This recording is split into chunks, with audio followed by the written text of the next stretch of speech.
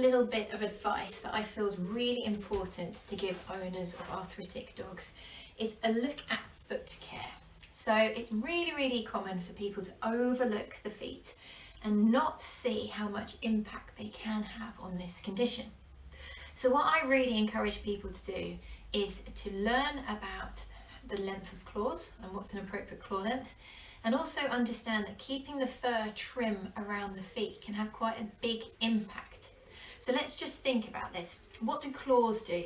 Well, claws are there for traction. And what we have to realise is that they're not actually engaged all the time. They're actually able to tell that dog where their foot is in place and time. So as they make contact with the ground, they actually feed back to the brain and say the foot is in this posture, it's in that angle.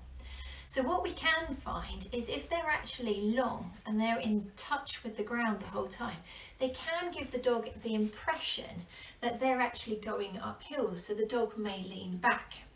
The other thing is also if the nail's always being pushed hard against the ground, it's going to feed back into what we call phalanx free, because the nail is actually attached to the bone. So if those nails are permanently hitting the ground, that's going to resonate back into that bone and it could create some discomfort. So over long claws, not only are they at risk of damage and getting caught in the undergrowth and ripping and splitting, they also can influence your dog's posture, which we don't want, and they also can make the actual toe uncomfortable. So having the appropriate claw length is a really good thing. With fur, now, lots of dogs will have a reasonable amount of fur around their feet. Lulu, can you sit up for me? Sit up here. Good girl. Oh, she's old. Now, I'm not saying do a serious grooming session and cut it all back to the skin. Definitely not. But what I am saying is that if you've got excess fur that's covering these little pads, then the very little grip that these pads offer is going to be diminished. It's going to be like wearing socks. So looking at your dog's paw and actually removing excess fur to make sure that those pads are exposed, so any traction that they might provide is able to be present, then trim that fur back. Now what I would say is don't use scissors, because one little snip and you could catch a pad or a bit of webbing. But if you can go online and pick up a little pair of trimmers, you can pick them up for under 20 quid. And all you're trying to do is just make sure that those pads are exposed.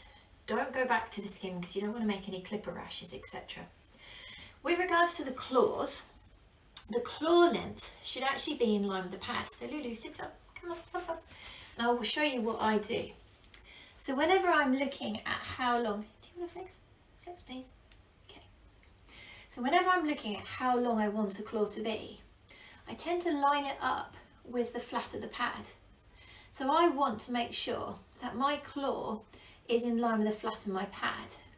I'm obviously taking a lot of information from the quick. However, claws that have been over long for a period of time, the quick will grow into that long claw. So trimming those claws back can actually be a staged affair. So you don't go in and just cut back level with the pad. You get some advice and you do it in stages. So one thing you can do if your dog has got long claws is stage it into 3 or 4 cuts. And instead of just cutting, say this is the claw, and just cutting across, what you can do is trim around the tip. So it actually causes the quick to want to recede. It doesn't want to be near the tip. So using some sharp clippers or a Dremel, you can actually trim the claw back a little bit. But as I say, take your time. 3-4 occasions over 3 to 6 weeks might be necessary to get them to come back.